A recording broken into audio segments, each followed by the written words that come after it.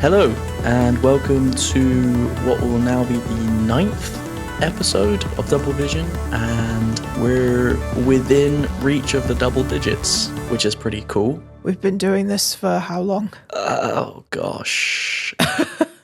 We started the Spotify version of this podcast last June, I want to say. I'd say that's about right. So it's been over a year. We're almost at 10 episodes. So what's that? That's approximately an episode a month? Less. No, even damn it, I just wanted it to be manageable numbers. Okay, 0.6 episodes per month. Definitely not going to win any awards for efficiency here. No. But it is what it is. So yeah, I said a while back, one of the things I really wanted to do is just get the podcast to 10 episodes, because I feel like that's a little landmark. Because once we've done that, I feel like that's a nice little library to look back on. And yeah, definitely. And it's also, in a way, it's kind of nice that it's spread out over such a long time, because then we get a very different, I mean, we'd always be choosing very different music no matter what, but I also feel like when what you're listening changes so drastically over a period of a year, that's kind of reflected in the kind of music we're choosing for this podcast. Definitely. Which I think is nice. Yeah, I mean, there is a definite temporal factor to the songs that we're choosing. What we chose this year would not be the same as last year, despite the theme being the same, I think. Yeah. And talking of which, the theme of today's episode is world music.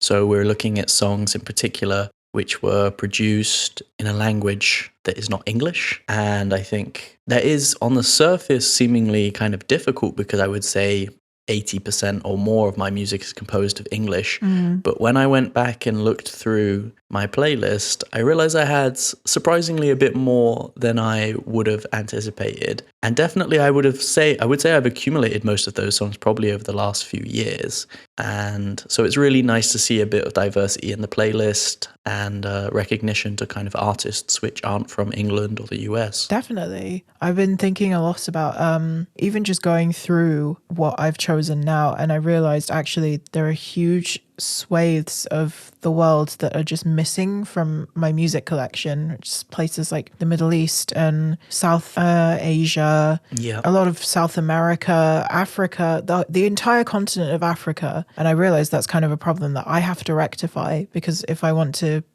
have a very well-rounded musical lexicon, musical knowledge, I ought to be listening to as much music as possible that comes from everywhere. Yeah, I agree with you. So that's something I want to work towards once this is over. Maybe it'll be interesting if we mention the countries that we've actually chosen from. I have selected music from Austria, Spain, Mongolia, Japan, and Nigeria. Yours is a bit more varied than mine. So I've got 2 from Japan, 1 from France, 1 from Finland, and 1 from Mexico. Ah, nice. So yeah, we've got a bit of variety for you, and perhaps listening to this, you also find yourself listening to perhaps it's something you never even considered, because it's not something I'd really considered too much before moving abroad in particular. But if you're mostly listening to English music, I have a feeling that a lot of today's songs, in contrast to previous episodes, you will definitely not have heard before. And that's a really cool opportunity to kind of expand the library and just get a feel for music in another language. Spotify does a really good job of providing lyrics now for most songs, but obviously it will be in the language that the artist is singing in.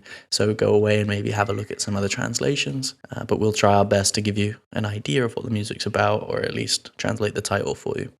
So if it's cool with you, I can kick us off with the first song. Yes. Okay, so this will be my Austrian artist, which is a band called Wanda. And I was listening to this song long before I realized it wasn't in English. So I was just honestly obliviously listening to it because it's very catchy, and it has a nice chorus to it. And the name of the song is Jurassic Park.